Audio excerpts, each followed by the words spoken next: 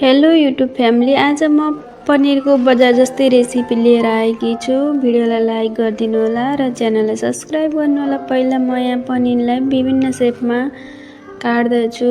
मैले आज फरक डिजाइनमा काटेकी छु र प्यानमा तेल तताउँछु र सबै पनिरहरूलाई फ्राई गर्न राख्दछु।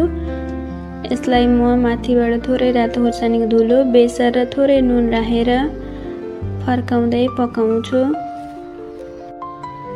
यसलाई म अब निकाल्छु र प्यानमा तेल राख्छु र तेजपत्ता, लसुन, अदुवा, प्याज र टमाटर राख्छु र थोरै काजु राख्छु र स्वादअनुसार नुन राख्छु र केही समय पकाउँछु।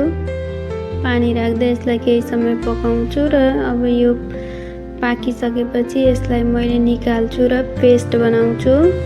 मिक्सर जारमा मैले यसलाई पिस्छु र अब यो पेस्ट बनाउँछु।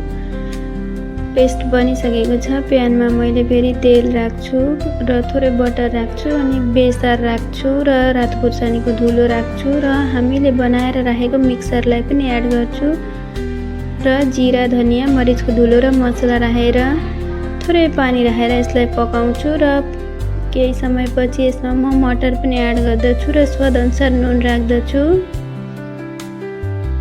र यसलाई म छोपेर केही समय पकाउँछु र थोरै पानी राख्दै पकाउँछु।